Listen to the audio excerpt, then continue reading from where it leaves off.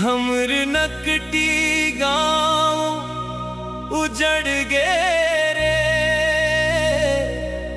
ये भगवान।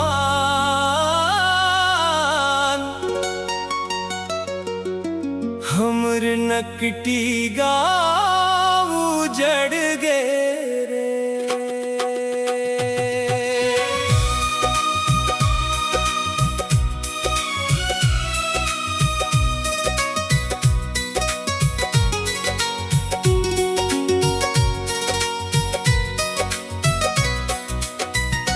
हमर नकटी गाँव उजड़ गे रे, ये भगवान।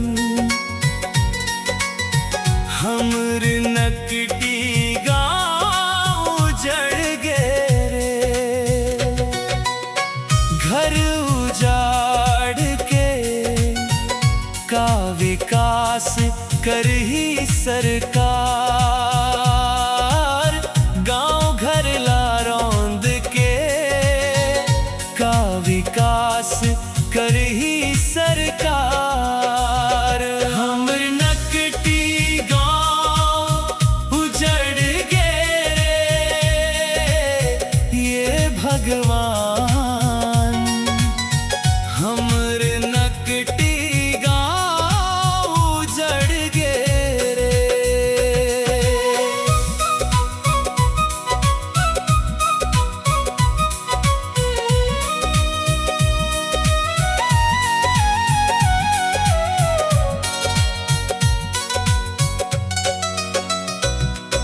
छोट छोट लइका मन बिलख बिलख रोवत है, महतारी के आंसू पानी बरोबर टपकत है।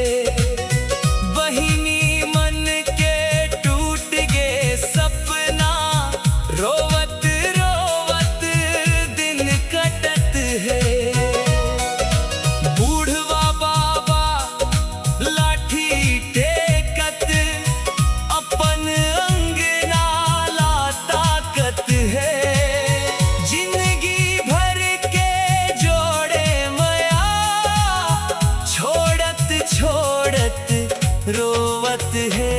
हमर नकटी गाँव उजड़ गे रे, ये भगवान।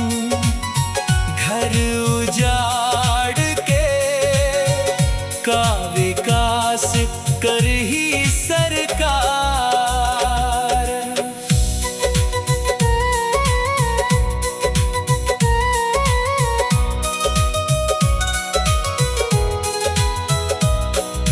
जिहारेंगत सीखेन रेंगना, ओही अंगना छूट गे।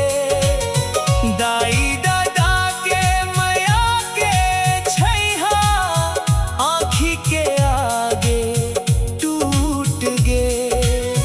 बचपन भर के हंसी खुशी माटी में दफना गे।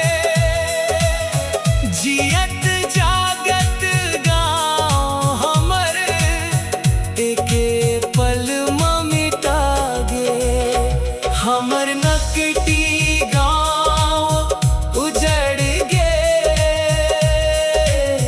ये भगवान। घर उजाड़ के का विकास करही सरकार।